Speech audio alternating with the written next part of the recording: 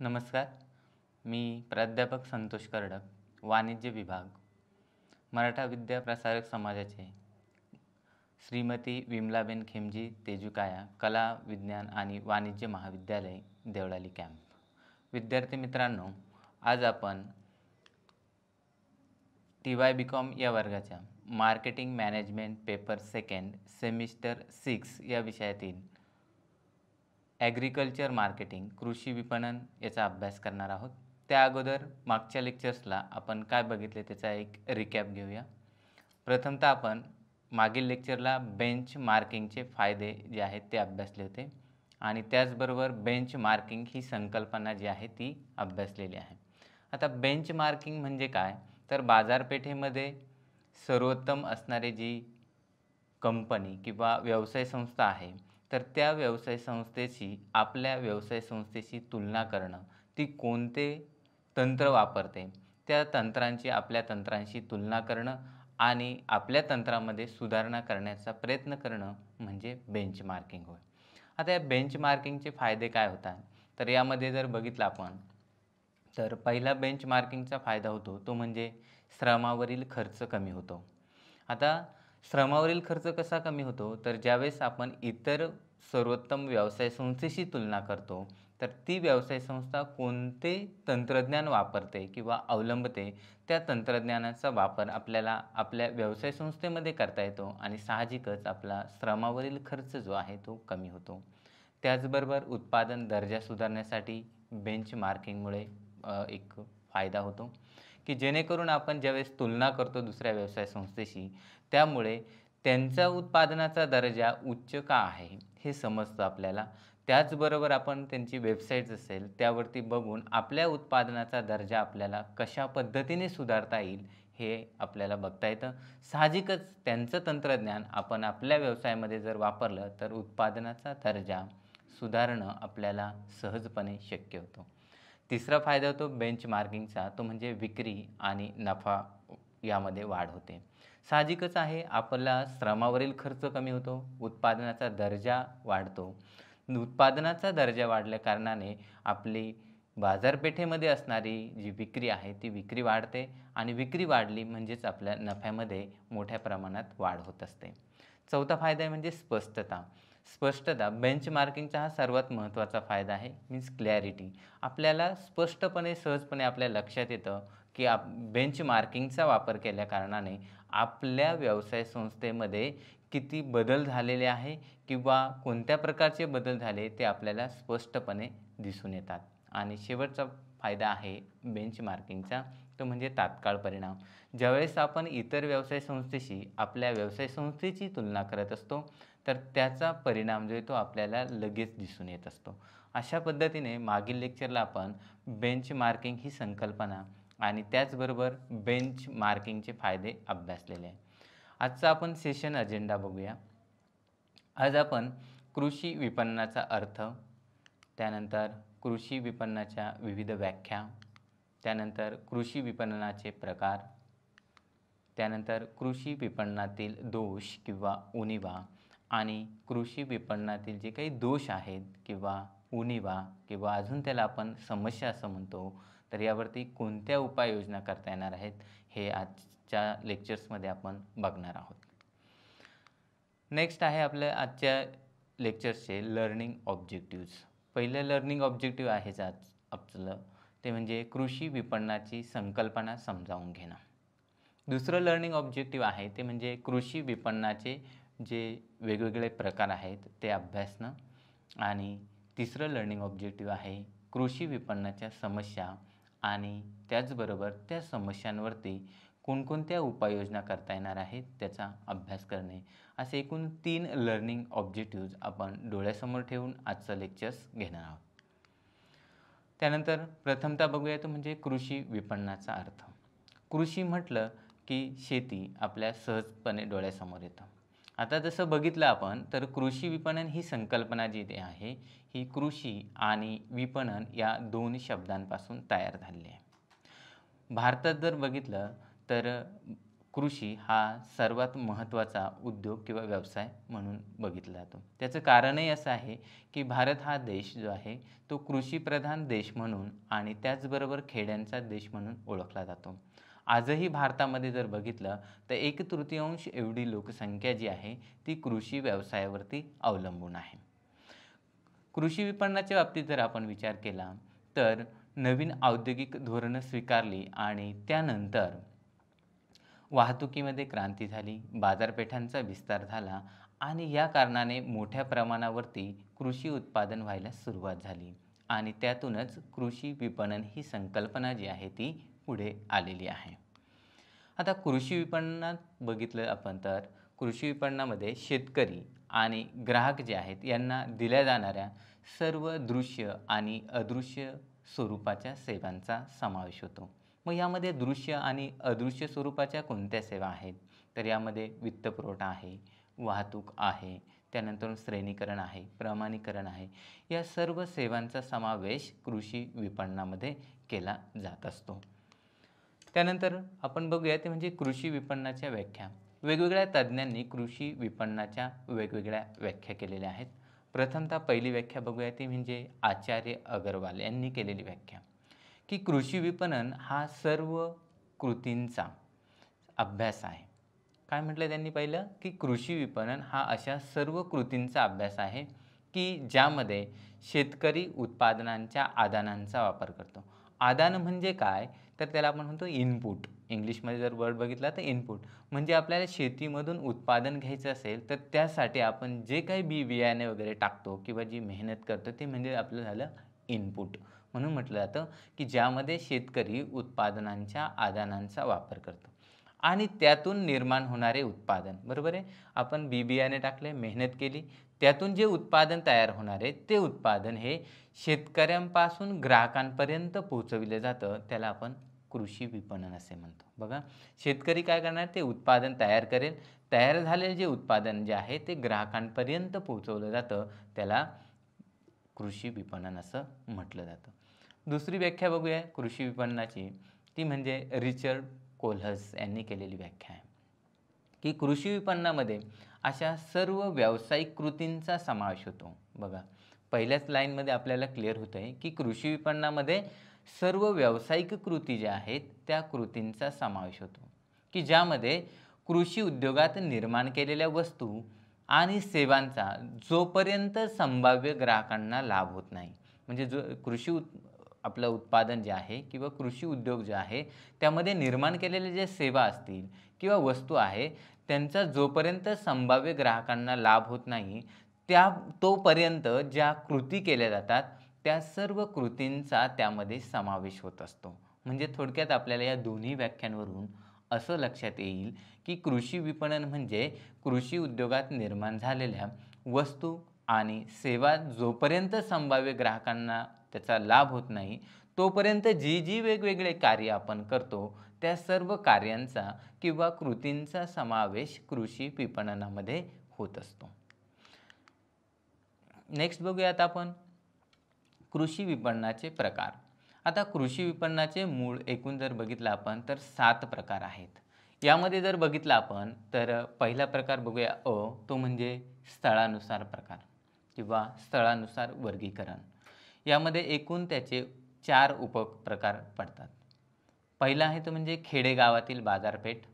दुसरा प्रकार आहे प्राथमिक घाऊक बाजारपेठ.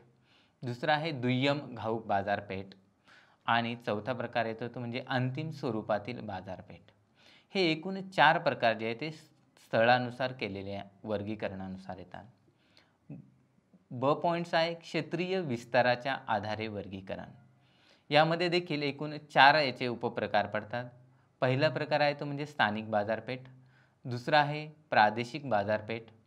तिसरा आहे राष्ट्रीय बाजारपेठ आणि चौथा आहे तो म्हणजे आंतरराष्ट्रीय बाजारपेठ. प्रकार आहे तो म्हणजे कालावधीच्या आधारे वर्गीकरण.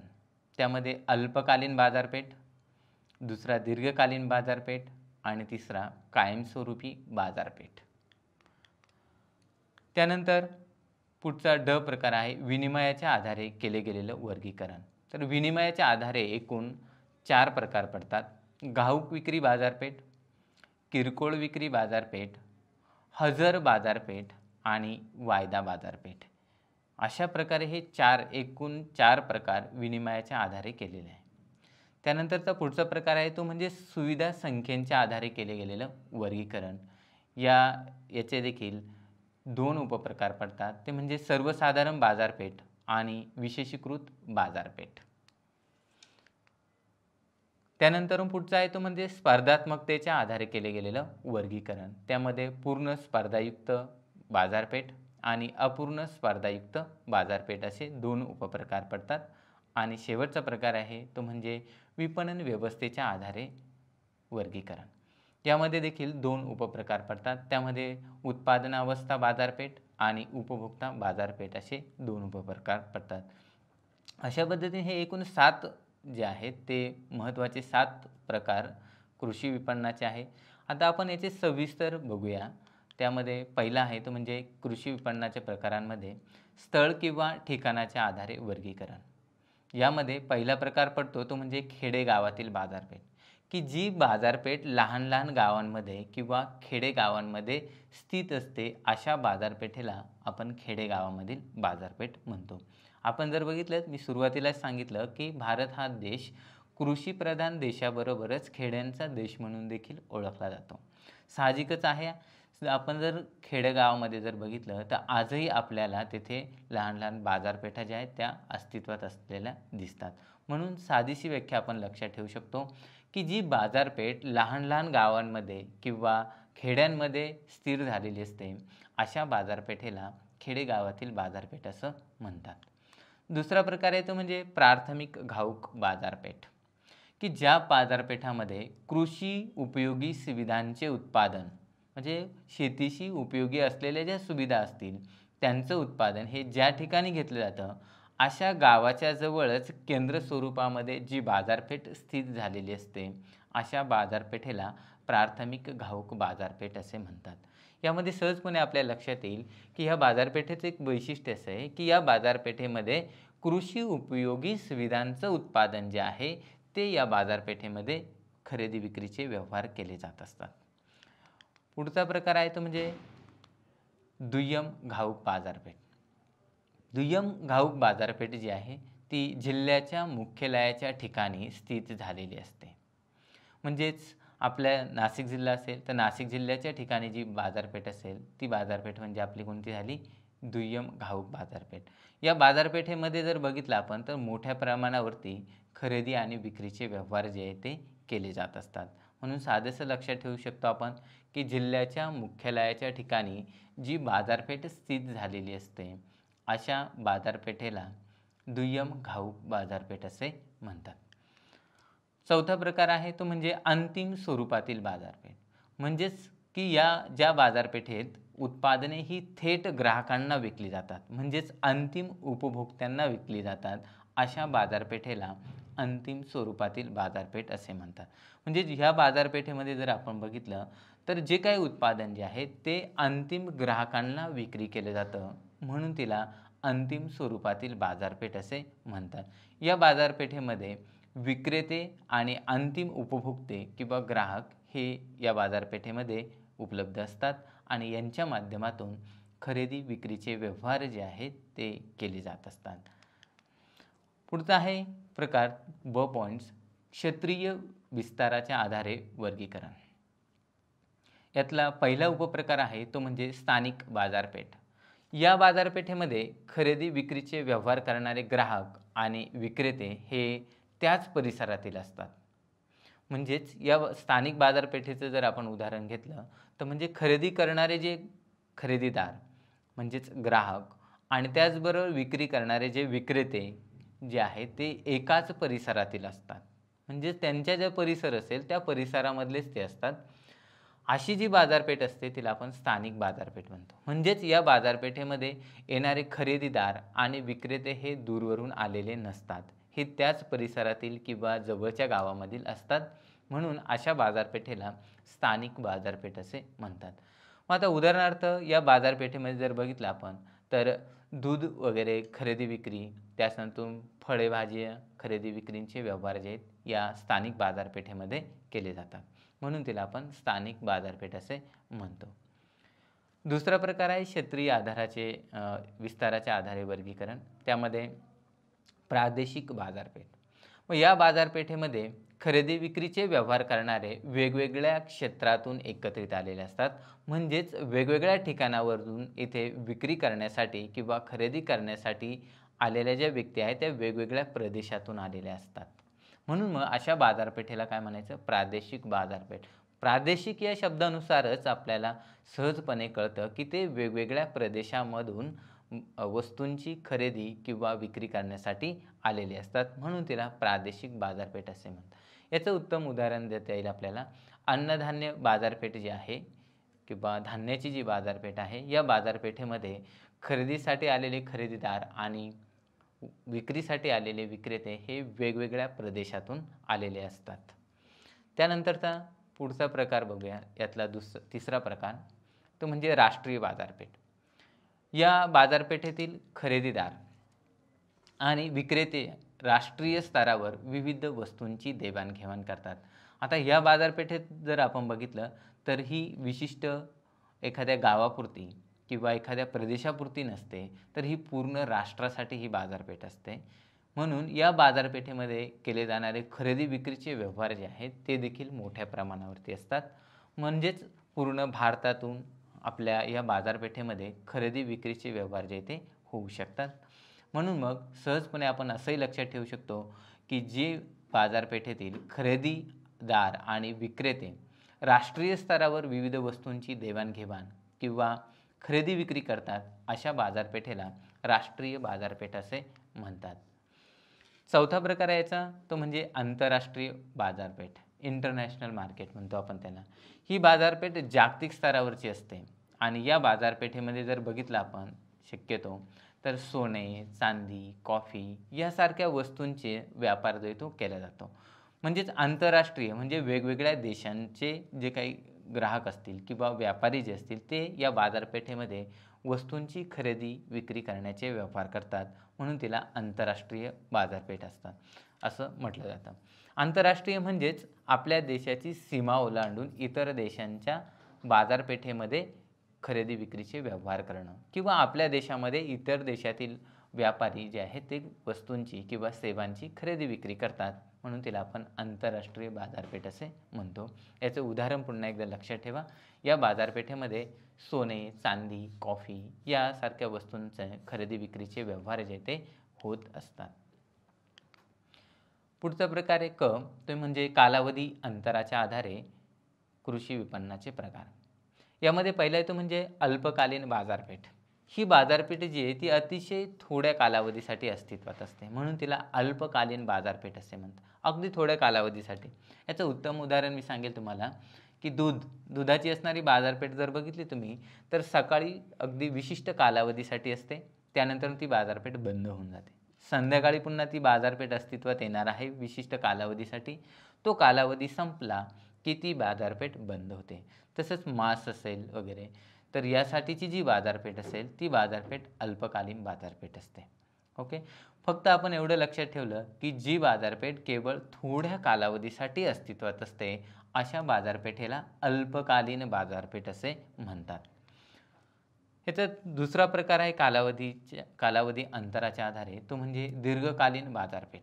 आता याच्या अपोजिट अल्पकालीन बाजारपेठ ही अल्प कालावधीसाठी असते, तर दीर्घकालीन बाजारपेठ ही दीर्घ कालावधीसाठी अस्तित्वात असते. यामध्ये जर बघितलं आपण दोघांची जर तुलना केली तर अल्पकालीन कालावधीमध्ये नाशवंत स्वरूपाच्या वस्तूंची खरेदी विक्रीचे व्यवहार केले जातात, तर दीर्घकालीन बाजारपेठेमध्ये कमी नाशवंत ज्या वस्तू असतील त्यांच्या खरेदी विक्रीचे व्यवहार केले जातात.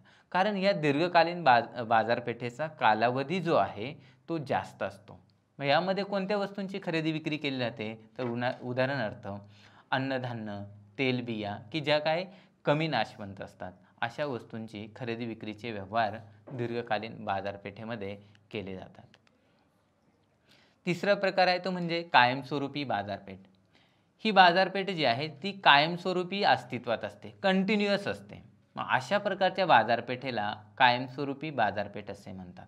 म्हणजे ही बाजारपेठ जी आहे ती दीर्घकालीन म्हणू शकतो आपण त्याला, किंवा अल्पकालीन तर आपल्याला म्हणता येणार नाही. ती कंटिन्युअस काय असते, अस्तित्वात असते. म्हणून तिला आपण कायमस्वरूपी बाजारपेठ असे म्हणतो. मग या बाजारपेठेमध्ये कोणत्या वस्तूंच्या खरेदी विक्रीचे व्यवहार केले जातात? तर या बाजारपेठेमध्ये वस्तू वस्तू आणि लाकडापासून तयार होणाऱ्या ज्या वस्तू असतील यांची खरेदी विक्रीचे व्यवहार केले जातात. ही बाजारपेठ जी आहे ही सतत चालू असते, म्हणजे विशिष्ट कालावधीसाठी वगैरे नसते. म्हणून तिला कायमस्वरूपी बाजारपेठ असं म्हटलं जातं. पुढचा प्रकार आहे ड पॉईंट्स, तो म्हणजे विनिमयाच्या आधारे वर्गीकरण. आता याचे देखील वेगवेगळे उपप्रकार पडतात. त्यामध्ये पहिला उपप्रकार आहे तो म्हणजे घाऊक विक्री बाजारपेठ. या बाजारपेठेमध्ये खरेदी विक्री केल्या जाणाऱ्या वस्तूंची नगसंख्या जी ती मोठी असते. आपण या अगोदर बघितलेलं आहे की घाऊक व्यापारी किंवा किरकोळ व्यापारी, म्हणजे घाऊक या शब्दामध्येच त्याचं सर्व काही गुपित जे ते लपलेलं आहे. घाऊक म्हणजे मोठ्या प्रमाणावरती खरेदी करणं. मग या बाजारपेठेमध्ये आलेले जे घाऊक खरेदीदार असतात ते मोठ्या प्रमाणावरती वस्तूंची खरेदी करतात आणि खरेदी केलेला माल जो आहे तो गोदामामध्ये साठवून ठेवतात. त्यावरती आवश्यक असल्यास योग्य त्या प्रक्रिया करतात आणि नंतर तो किरकोळ व्यापाऱ्यांना त्या मालाची विक्री केली जाते आणि किरकोळ व्यापारी नंतर तो ग्राहकांपर्यंत पोहोचविण्याचं काम करतात. म्हणून मग घाऊक विक्री बाजारपेठ म्हणजेच की ज्या बाजारपेठेमध्ये खरेदी विक्री केल्या जाणाऱ्या वस्तूंची नगसंख्या जी ती अगदी मोठ्या प्रमाणावरती असते किंवा खरेदी विक्रीचे व्यवहार जे ते खूप मोठ्या प्रमाणावरती होत असतात. म्हणून अशा बाजारपेठेला घाऊक विक्री बाजारपेठ असं म्हटलं जातं. याचा दुसरा उपप्रकार आहे तो म्हणजे किरकोळ विक्री बाजारपेठ, की ज्या बाजारपेठेमध्ये ग्राहकांच्या मागणीनुसार आणि गरजेनुसार वस्तूंची खरेदी आणि विक्री केली जाते. अशा बाजारपेठेला किरकोळ विक्री बाजारपेठ असे म्हणतात. बघा, साधंसं उदाहरण आहे की या बाजारपेठेमध्ये ग्राहकांची जशी मागणी असेल त्या मागणीनुसार किंवा ग्राहकांची गरज कोणती आहे ती गरज ओळखून वस्तू या बाजारपेठेमध्ये विक्रीसाठी ठेवल्या जातात. म्हणून मग या बाजारपेठेला काय म्हणणार, किरकोळ विक्री बाजारपेठ. कारण ग्राहक जे असतात त्यांना जेवढ्या वस्तूंची आवश्यकता आहे तेवढ्याच वस्तू काय करतात, खरेदी करतात, त्यापेक्षा जास्त खरेदी करत नाही. म्हणून मग किरकोळ विक्री बाजारपेठ म्हणजे अशी बाजारपेठ की ज्या बाजारपेठेमध्ये ग्राहकांच्या मागणीनुसार आणि गरजेनुसार वस्तूंची खरेदी आणि विक्री केली जाते. अशा बाजारपेठेला किरकोळ बाजारपेठ असं म्हटलं जातं. याचा तिसरा प्रकार आहे तो म्हणजे हजर बाजारपेठ, की ज्या बाजारपेठेमध्ये वस्तूंची विक्री केल्यानंतर त्यांची रक्कम लगेचच अदा करावी लागते. अशा बाजारपेठेला हजर बाजारपेठ असे म्हणतात. उदाहरणार्थ आपण घेऊ शकतो, आपण डेलीच्या मार्केटमध्ये जातो तर त्यामध्ये गेल्यानंतर आपण एखादी वस्तू खरेदी केली की आपण लगेच त्या वस्तूचे पैसे जे ते अदा करतो, बरोबर आहे. मग तिला देखील आपल्याला हजर बाजारपेठ असं म्हणता येईल. म्हणजेच आपण या बाजारपेठेमध्ये उधारीवरती वस्तूंची खरेदी किंवा विक्री करू शकत नाही. म्हणून तिला हजर बाजारपेठ असं म्हटलं जातं. सहजपणे तुम्ही लक्षात ठेवू शकतात की या बाजारपेठेमध्ये किंवा ज्या बाजारपेठेत वस्तूंची विक्री केल्यानंतर त्याची रक्कम लगेचच अदा करावी लागते, अशी जी बाजारपेठ असेल त्या बाजारपेठेला हजर बाजारपेठ असे म्हणतात. पुढचा प्रकार आहे तो म्हणजे वायदा बाजारपेठ. आता बघा, हजर आणि वायदा हे दोन्ही बाजारपेठांचे अगदी विरुद्ध प्रकार आहे. हजर बाजारपेठेमध्ये आत्ताच आपण बघितलं की वस्तूची खरेदी केल्यानंतर लगेचच त्याची आपल्याला रक्कम जी ती अदा करावी लागते. परंतु वायदा बाजारपेठ म्हणजे काय, तर ज्या बाजारपेठेमध्ये वस्तूची विक्री जी आहे ती ठरलेल्या किंवा निश्चित केलेल्या वेळेप्रमाणे होते, परंतु त्याची रक्कम जी आहे ती भविष्य काळामध्ये दिली जाते. विशिष्ट अशी दिनांक ठरली जाते, त्या दिनांकाला ती रक्कम जी आहे ती अदा केली जाते. म्हणून तिला वायदा बाजारपेठ असं म्हटलं जातं. बघा, दोघांमध्ये किती मोठा डिफरन्स आहे. हजर बाजारपेठेमध्ये तुम्ही वस्तू घेतली की लगेच तुम्हाला रक्कम अदा करायची, परंतु वायदा बाजारपेठेमध्ये तुम्हाला काय ठरलेली जी काय वेळ आहे त्या वेळेप्रमाणे वस्तू मिळणार आहे, परंतु त्याची रक्कम जी आहे ती भविष्य काळामध्ये काय अदा केली जात असते किंवा दिली जात असते. म्हणून तिला काय म्हटलं जातं, वायदा बाजारपेठ असं म्हटलं जातं. पुढचा प्रकार आहे सुविधा संख्येच्या आधारे वर्गीकरण. याचे देखील उपप्रकार आहेत. त्यातला पहिला उपप्रकार आहे तो म्हणजे सर्वसाधारण बाजारपेठ. आता सर्वसाधारण म्हणजे जी आपली जनरल बाजारपेठ असते, आपल्या नेहमीच्या ज्या बाजारपेठ आहेत त्याला आपण सर्वसाधारण बाजारपेठ असे म्हणू शकतो. म्हणजे अन्नधान्य, तेलबिया, पिके यासारख्या वस्तूंची खरेदी विक्री ज्या बाजारपेठेमध्ये केली जाते तिला आपण सर्वसाधारण बाजारपेठ असे म्हणतो. म्हणजे जनरली त्या बाजारपेठेमध्ये सर्वच प्रकारच्या वस्तू खरेदी विक्रीसाठी ठेवलेल्या असतात, म्हणून तिला सर्वसाधारण बाजारपेठ असे म्हणतो आपण. पुढचा प्रकार आहे तो म्हणजे विशेषीकृत बाजारपेठ. या बाजारपेठेमध्ये केवळ एक किंवा दोनच सुविधांची किंवा वस्तूंची खरेदी विक्री केली जाते. म्हणजे ही बाजारपेठ विशिष्ट वस्तूंसाठी तयार केलेली असते, म्हणून तिला विशेषीकृत बाजारपेठ असं म्हटलं जातं. मग उदाहरण घेता येईल आपल्याला यामध्ये कपड्यांची बाजारपेठ, तिथे फक्त आपल्याला कपडेच मिळतील. त्याच्यानंतरून सपोज फळांची बाजारपेठ, आपल्याला तेथे फक्त फळेच मिळतील, बरोबर आहे. म्हणजे ती बाजारपेठ त्या विशिष्ट वस्तूंसाठीच असते, म्हणून तिला विशेषीकृत बाजारपेठ असं म्हटलं जातं. ओके, पुन्हा एकदा सांगतोय की ज्या बाजारपेठेमध्ये केवळ एक किंवा दोनच सुविधा किंवा वस्तूंची खरेदी विक्री केली जाते अशा बाजारपेठेला काय म्हणणार, विशेषीकृत बाजारपेठ असे म्हणतात. उदाहरण पुन्हा एकदा लक्षात ठेवा, कपड्यांची असणारी बाजारपेठ, त्यानंतर फळांची असणारी बाजारपेठ, ही त्याचे उत्तम दोन उदाहरणं आहे. पुढचा प्रकार आहे तो म्हणजे स्पर्धात्मकतेच्या आधारे केले गेलेलं वर्गीकरण. याचा पहिला उपप्रकार पडतो तो म्हणजे पूर्ण स्पर्धा बाजारपेठ. या बाजारपेठेमध्ये असंख्य खरेदीदार आणि असंख्य विक्रेते जे ते उपलब्ध असतात. त्याचबरोबर या पूर्ण स्पर्धा बाजारपेठेमध्ये जर आपण बघितलं तर मुक्त प्रवेश आणि मुक्त निर्गमन असतं. त्याचबरोबर या बाजारपेठेमध्ये एकजिन्सीपणा असतो, म्हणजे वस्तू विक्रीसाठी ज्या ठेवलेल्या आहेत त्या सर्व एकजिन्सी असतात, सगळ्या सारख्याच असतात. म्हणून ज्या बाजारपेठेमध्ये असंख्य खरेदीदार असंख्य विक्रेते असतात, मुक्त प्रवेश असतो, मुक्त निर्गमन असतं, त्याचबरोबर वस्तूंचा एकजिन्सीपणा असतो, अशा प्रकारच्या बाजारपेठेला पूर्ण स्पर्धा बाजारपेठ असे म्हणतात.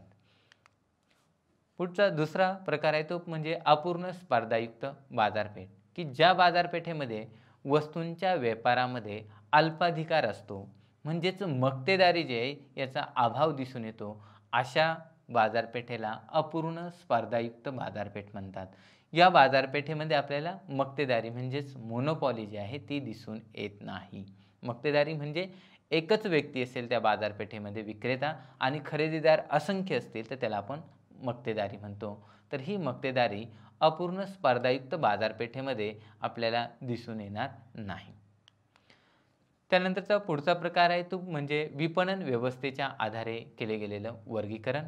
याचा उपप्रकार आहे तो म्हणजे उत्पादनावस्था बाजारपेठ, की या बाजारपेठेतील खरेदी विक्री केल्या जाणाऱ्या वस्तू या इतर बाजारपेठेत भविष्यकाळातील वितरणासाठी खरेदी केल्या जातात.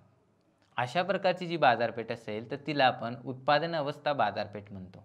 पुन्हा एकदा लक्षात ठेवा की उत्पादनावस्था बाजारपेठ म्हणजे अशा प्रकारची बाजारपेठ की ज्या बाजारपेठेतील खरेदी विक्री केल्या जाणाऱ्या ज्या वस्तू असतील त्या वस्तू इतर बाजारपेठेमध्ये भविष्य काळातील वितरणासाठी खरेदी केल्या जातात किंवा एकत्रित केल्या जातात. अशा प्रकारची जी बाजारपेठ असते तिला आपण उत्पादनावस्था बाजारपेठ असे म्हणतो. मग या बाजारपेठेत जर आपण अजून एक बघितलं तर जे खरेदीदार असतात यांना मोठ्या प्रमाणावरती गोदामांची आवश्यकता असते. कारण का, तर यांना इतर भविष्य काळातील ज्या काही बाजारपेठा असतील तर त्या बाजारपेठांना भविष्य काळामध्ये वस्तूंचा पुरवठा करावा लागतो आणि साहजिकच त्यांना गोदामांची आवश्यकता जी आहे ती मोठ्या प्रमाणावरती लागत असते. याचा दुसरा उपप्रकार आहे तो म्हणजे उपभोक्ता बाजारपेठ. उपभोक्ता बाजारपेठ म्हणजे ज्या बाजारपेठेत खरेदी विक्री केल्या जाणाऱ्या वस्तू ज्या आहेत या अंतिम वितरणाच्या प्रक्रियेतील असतात. अंतिम वितरणाच्या म्हणजेच काय, की अंतिम ग्राहकांना पोहोचविण्यासाठीचे असतात.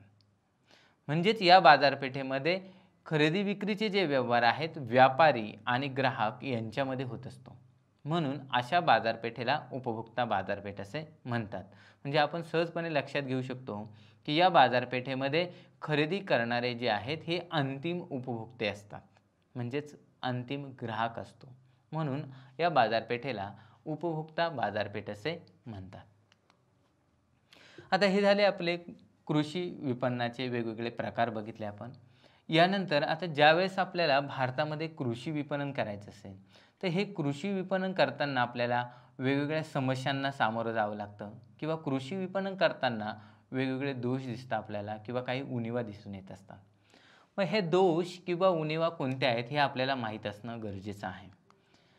यामध्ये बघूया आपण. प्रथम म्हणजे पहिला दोष किंवा उणिवा म्हणजे प्रतीक्षा क्षमतेचा अभाव. आता भारतामध्ये जर बघितलं तर शेतकरी जे आहे ते सतत कर्जामध्ये डुबलेले असतात. सावकारांकडून कर्ज घेतलेलं असतं, बँकांकडून कर्ज घेतलेलं असतं, अशा वेगवेगळ्या व्यक्तींकडून कर्ज जे आहे ते घेतलेलं असतं. आणि भारतात जर बघितलं आपण तर शेतकऱ्यांची जी आर्थिक स्थिती आहे जेवढी मजबूत असायला पाहिजे तेवढी मजबूत नाही आहे. मग आपल्या भारतातील शेतकरी वर्ग जो आहे तो तयार झालेले जे उत्पादन आहे ते साठवून ठेवत नाही.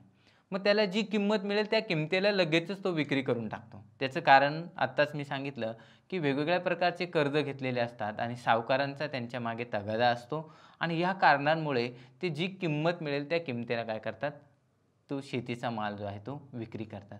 म्हणजेच यांच्याकडे प्रतीक्षा क्षमतेचा अभाव आहे. म्हणजेच त्या उत्पादन जास्त कालावधीसाठी साठवून ठेवून किंवा सध्या न विक्री करता भविष्यात विक्री करून आपल्याला चांगली किंमत मिळेल असं आपल्या शेतकऱ्यांकडे नाही. म्हणून कृषी विपणनातला पहिला दोष आहे तो म्हणजे प्रतीक्षा क्षमतेचा अभाव. आणि हा प्रतीक्षा क्षमतेचा अभाव असल्याकारणाने शेतकऱ्यांना मिळणारी जी काही किंमत आहे ती अतिशय अल्प मिळते. कारण सर्वच शेतकरी या पद्धतीने आपला माल बाजारपेठेत आणतात आणि साहजिकच मागणीपेक्षा पुरवठा जास्त झाला म्हणजेच त्या वस्तूंची किंमत जी आहे ती कमी होते. दुसरी कृषी विपणनातील उणीवा आहे ती म्हणजे साठवणूक सोयींचा अभाव. भारतामध्ये आजही जर बघितलं आपण तर साठवणूक सोयींचा अभाव दिसून येतो कृषी विपणनाच्या बाबतीत. कारण काय आहे की ज्या साठवणुकीच्या सोयीसुविधा आहेत तर त्या अतिशय जुन्या किंवा परंपरागत पद्धती वापरल्या जातात. आणि यामुळे मग काय होतं की कृषी विपणन करताना ज्या जुन्या पद्धती वापरल्या जातात त्याच्यावरती ऊन, वारा, पाऊस, उंदीर, घुशी यांचा परिणाम होतो. साहजिकच तुमचं उत्पादनाची जी काही क्षमता आहे ती कमी होते किंवा उत्पादन जे आहे आपण साठवून ठेवलेलं आहे ते नुकसान होतं. म्हणून मग भारतातील दुसरा दोष आपण बघू शकतो कृषी विपणनाच्या बाबतीत तो म्हणजे साठवणूक सोयींचा अभाव आपल्याला दिसून येतो. तिसरी उणीव आहे ती म्हणजे वाहतूक सोयींचा अभाव. मी सुरुवातीला सांगितलं की भारत हा देश जो आहे तो खेड्यांचा देश म्हणून ओळखला जातो आणि साहजिकच खेड्यांना जोडणारे जे रस्ते आहेत ते कच्चे रस्ते आहेत. आणि म्हणून मग आपल्या भारतामधील जे काही शेतकरी आहे किंवा कृषी उत्पन्न जे होतं आहे ते शहरापर्यंत पोहोचण्यासाठी वेळ लागतो आणि ते उत्पादन वेळेवर न पोहोचल्या कारणाने त्याला योग्य ती किंमत मिळत नाही. म्हणून मग शेतकरी वर्ग जो असेल तो आपला तयार झालेला माल जो आहे शेजारी असणाऱ्या खेड्यापाड्या किंवा स्थानिक जी बाजारपेठ असेल त्या बाजारपेठेमध्ये मिळेल त्या किमतीला वस्तूंची विक्री करतात.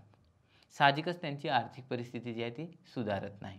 म्हणून एक महत्त्वाचा दोष आपण बघू शकतो तो म्हणजे काय की वाहतूक सोयींचा अभाव. आजही आपल्याला जी काही खेडे आहेत ती पक्क्या रस्त्यांनी जोडलेली दिसत नाही, कच्च्या रस्त्यांनी जोडलेली दिसतात. पावसाळ्यामध्ये अशा रस्त्यांवरून प्रवास करणं किंवा असा कृषी माल जो आहे तो मुख्य बाजारपेठेपर्यंत नेणं शक्य होत नाही. म्हणून तिसरे आपण उणीव बघू शकतो ती म्हणजे वाहतूक सोयींचा अभाव आपल्याला दिसतो आणि त्यामुळे आपल्याला कृषी विपणन पाहिजे तेवढं प्रकर्षाने आपल्याला जेवढं अधिक चांगलं व्हायला हवं ते करता येत नाही. पुढचा दोष किंवा उणीव आहे ती म्हणजे मध्यस्थांची साखळी. आता बघा मध्यस्थ त्याला आपण एजंट म्हणतो. तर मध्यस्थांची साखळी जेवढी मोठी होत जाते ना तेवढी त्या वस्तूची किंमत जी ती कमी होते. आता मी तुम्हाला सहज एक उदाहरण देईन. प्रथमतः असतो तो म्हणजे उत्पादक. उत्पादक जो आहे तो उत्पादनाचं काम करतो, बरोबर आहे. उत्पादकाने उत्पादनाचं काम केल्यानंतर त्या उत्पादकाकडून मध्यस्थ जो असतो तो वस्तूची खरेदी करतो, बरोबर आहे. आता उत्पादनाची किंमत जी आहे ती मध्यस्थ उत्पादकाला विशिष्ट किंमत देतो. मध्यस्थ त्यानंतरून त्या वस्तूंची विक्री घाऊक व्यापाऱ्याला विक्री करतो, बरोबर आहे. मग त्या मध्यस्थाचं त्यामध्ये पुन्हा त्याचं जे काही कमिशन असेल किंवा तो त्याचीवाली किंमत ॲड करतो. त्यानंतर घाऊक व्यापारी कोणाला विक्री करतो? किरकोळ व्यापाऱ्यांना वस्तूंची विक्री करतो, बरोबर आहे. म्हणजेच आता इथं घाऊक व्यापारी त्याचा नफा त्यामध्ये मिळवणार आहे, बरोबर. म्हणजे वस्तूची किंमत काय झाली? वाढत जाते. मग किरकोळ व्यापारी कोणाला विकणार आहे त्या वस्तू? अंतिम उपभोक्ता किंवा आपण ज्याला ग्राहक म्हणतो त्यांना विक्री करणार. म्हणजेच मध्यस्थांची साखळी जेवढी मोठी होत जाते तेवढी वस्तूची किंमत वाढत जाते. म्हणून कृषी विपणनाच्या बाबतीतही त्याच पद्धतीने आहे. मग त्यामध्ये आडते असतील, दलाल असेल, यांची संख्या जेवढी जास्त होईल तेवढी काय होते? वस्तूची किंमत वाढत जाते. परंतु ह्या किमतीचा फायदा ज्यांना व्हायला हवा आहे त्यांना होत नाही. म्हणजेच शेतकऱ्यांना किंवा कृषी विपणनकर्ते जे असतील त्यांना या किमतीचा फायदा होत नाही, तर या किमतीचा फायदा मध्यस्थ जे असतील त्यांना होतो. म्हणून मग आपण लक्षात ठेवू शकतो की भारतातील जी काही कृषी विपणनामध्ये मध्यस्थांची साखळी जी आहे ती खूप मोठी आहे आणि मग हे मध्यस्थ जे आहेत ते कृषी विपणनकर्ते जे असतील त्यांना लुबाडतात किंवा त्यांच्याकडून कमी किमतीला वस्तूंची खरेदी करतात आणि पुढे ती जास्त किमतीला वस्तूंची विक्री करतात. पुढचा दोष आहे तो म्हणजे शेतमालाच्या प्रतवारीचा अभाव. शेतकरी आपलं तयार झालेलं जे उत्पादन असेल, कृषी उत्पन्न जे असेल ते त्याचं प्रमाणीकरण किंवा प्रतवारी न करता तसंच बाजारपेठेमध्ये विक्रीसाठी आणतात. प्रतवारी न केल्या कारणाने त्यांना जी किंमत मिळायला हवी ती किंमत मिळत नाही आणि प्रतवारी न केल्याचं अजून एक महत्त्वाचं कारण होतं ते म्हणजे हे व्यापारी वर्ग जे आहेत त्यामध्ये काय करतात? भेसळ करतात. आणि जर शेतकऱ्यांनी किंवा कृषी विपणनकर्त्यांनी तोच माल जो आहे तो प्रतवारी करून जर बाजारपेठेमध्ये आणला तर त्यासाठी त्यांना चांगली किंमत मिळू शकते. म्हणून मग हा एक महत्त्वाचा दोष आपल्याला बघता येईल कृषी विपणनाच्या बाबतीत की शेतमालाच्या प्रतवारीचा अभाव आपल्याला दिसून येतो आणि प्रतवारी आणि प्रमाणीकरण न केल्या कारणाने यांना योग्य ती किंमत जी ती मिळत नाही. 6वा दोष आहे तो म्हणजे बाजारविषयक माहितीचा अभाव. तर आपण बघितलं तर एक उदाहरण देईल मी. ॲग्रोवन नावाचं एक वर्तमानपत्र येत आहे. या वर्तमानपत्रामध्ये वेगवेगळ्या उत्पादनांच्या बाबतीत जर बघितलं त्याची लागवड कशी करायची किंवा काय याची माहिती मिळते. त्याचबरोबर यामध्ये महत्त्वाचा मुद्दा मला एवढं सांगायचं आहे की कालचा बाजार भाव जो आहे तो काय होता हे त्यामध्ये मेन्शन केलेलं असतं. परंतु भारतामध्ये जर बघितलं तर खेड्यांचा देश आहे. त्याचबरोबर शेतकरी वर्ग जो आहे तो बराचसा अशिक्षित असल्या कारणाने त्यांच्यापर्यंत बाजारविषयक जी माहिती आहे ती पोहोचत नाही. म्हणून मग ही बाजारविषयक माहिती जी आहे ती पोहोचवण्याचं काम गावामध्ये असणारे ग्रामसेवक असेल, तलाठी असेल, जर यांनी जर केलं तर साहजिकच त्या विपणनामध्ये म्हणजेच कृषी विपणन करते जे त्यांना चांगला भाव मिळू शकतो, त्यांची आर्थिक परिस्थिती सुधारू शकते. परंतु भारतामध्ये अशा पद्धतीचे बाजारविषयक माहितीचा अभाव जो आहे तो शेतकऱ्यांपर्यंत पोहोचत नाही. मग ते आपल्या स्थानिक जी बाजारपेठ असेल त्या बाजारपेठेमध्ये वस्तूंची काय करतात? विक्री करून टाकतात आणि अशा स्थानिक बाजारपेठेमध्ये वस्तूंची विक्री केल्या कारणाने त्यांना जी किंमत मिळायला हवी ती किंमत मिळत नाही. म्हणून हा एक महत्त्वाचा दोष आहे की बाजारविषयक माहितीचा अभाव आपल्याला दिसून येतो. 7वा दोष आहे तो म्हणजे वजन व मापे यांची विविधता. भारतामध्ये जर बघितलं तर मॅट्रिक ही जी काही वजन मापे आहेत ती स्वीकारली गेलेली आहे. परंतु ग्रामीण भागामध्ये आजही आपण बघितलं तर शेर, त्यानंतर आदली अशा प्रकारचे जे वेगवेगळे वजन मापे जे ती वापरली जातात आणि ही वजन मापे वापरली गेल्या कारणाने यामध्ये कृषी विपणनामध्ये ही वजन मापे वापरल्याने त्यांचं नुकसान होतं. कारण ही वजन मापे जी ती प्रमाणित वजन मापे नाही आहे.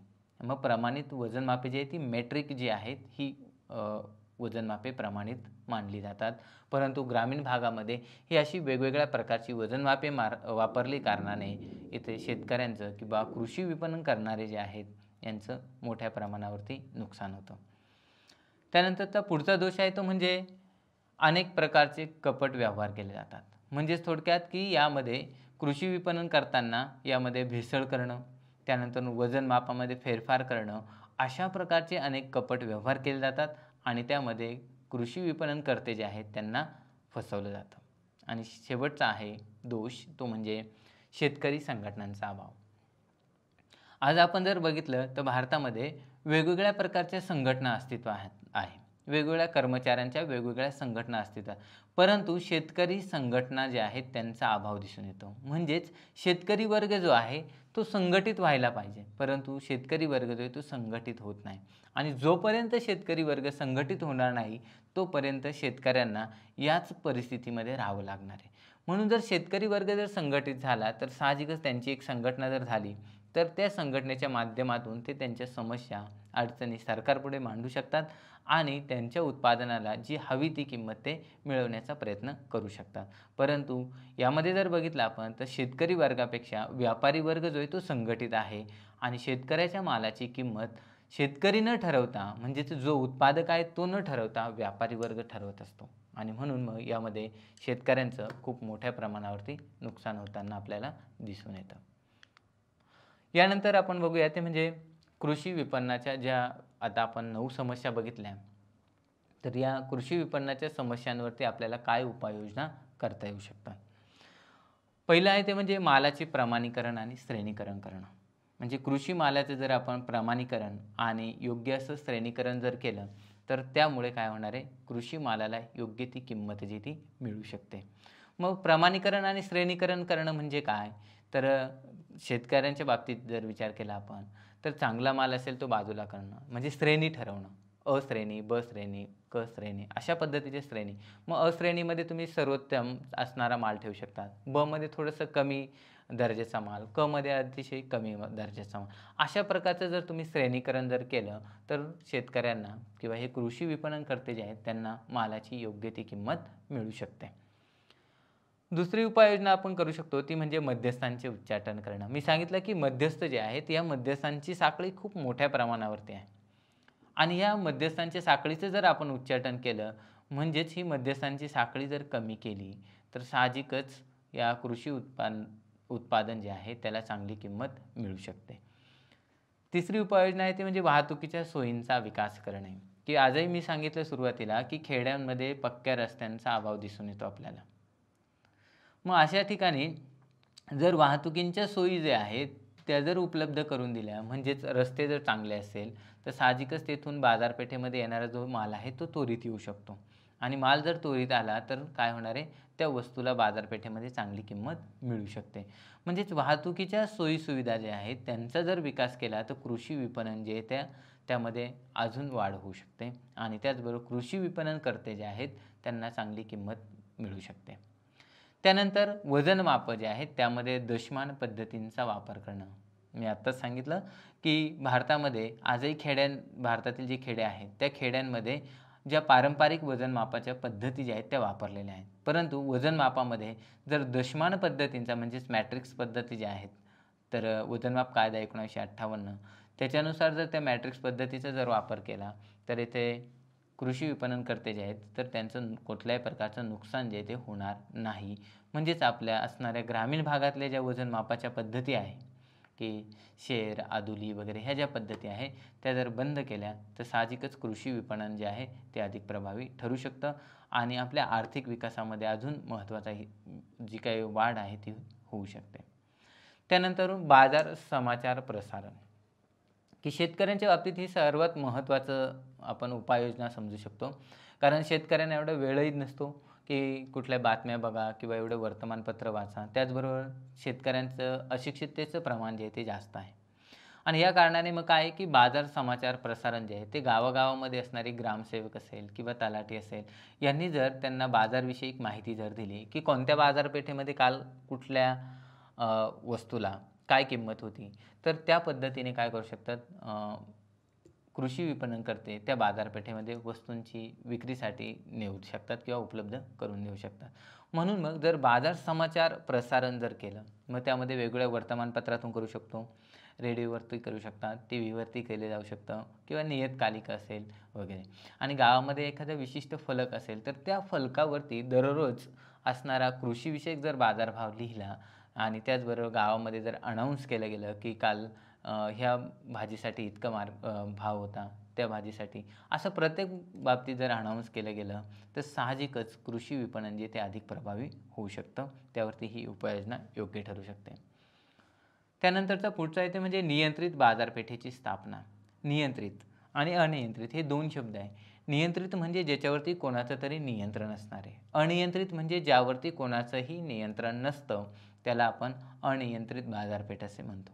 मग नियंत्रित बाजारपेठेची स्थापना जर केली तर त्यावरती सरकारचं किंवा तिथे असणारी जी लोकल बॉडी असेल त्याचं जर नियंत्रण असेल तर साहजिकच तेथे होणारे जे काही खरेदी विक्रीचे व्यवहार आहे ते योग्य पद्धतीने होतील आणि कृषी विपणनकर्ते जे आहेत त्यांना त्याचा फायदा होऊ शकतो.